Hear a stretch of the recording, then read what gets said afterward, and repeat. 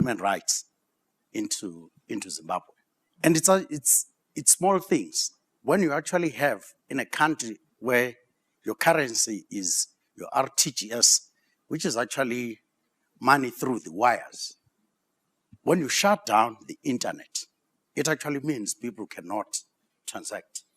That's actually a form of human rights abuse. It's not just the physical abuse of people. The other thing is government needs to go back to the drawing board and actually have a proper economic recovery plan.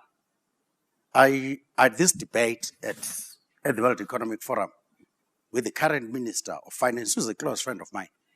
I said, it's not just about the currency. It is about the economic situation. Fix the economy. The currency will actually follow suit. You need to demonstrate that you can get Zimbabwe to be a productive country. Push up the productivity.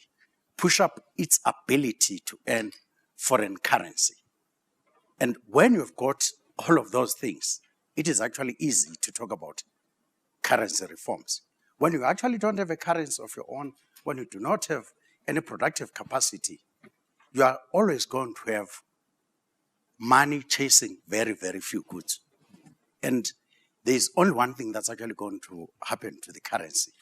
It's actually going to spiral out of control, whatever currency you have. But they also need to make sure that in this plan, they're very clear of the big milestones, very clear on consequence management.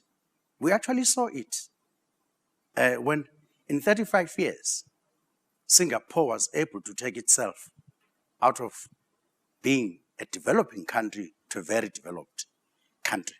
How did they do it? They had very clear plans, they had KPIs. They brought the best people to run government. They were very serious about fighting corruption. These are some of the things that I believe Zimbabwe needs to do. You've got to build strong institutions. Today, I think the institutions in Zimbabwe are weak. I think once Zimbabwe starts realizing that the world does not need Zimbabwe, they'll get a wake-up call. This is where I differ with you that other countries need to do something. Zimbabwe needs to do something for itself. The Zimbabwean problems were caused by Zimbabweans. In fact, you can actually trace this back to 1984 when the ruling party gave unfettered power to one Robert Gabriel Mugabe. And it's actually never changed. I mean, some of us actually gave up. That's when I decided I was going to leave the country because some of us actually saw that in the 80s. So the world can carry on without Zimbabwe. And the world has actually been carrying on without Zimbabwe.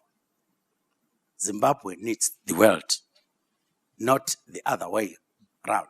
I want to end off by saying that part of what Zimbabwe needs to realize is that for it to be rehabilitated and even get its own people that are in the diaspora, those people have got choices. So they've got to make Zimbabwe better than where those people are. We are not going today to get a nurse in the United Kingdom going back to Zimbabwe if she's not going to get a much better life. And as soon as government realizes that and they actually get on, for me, I really hope that they demonstrate to us that this revolution was not just a palace revolution. It was actually by people that cared for Zimbabwe.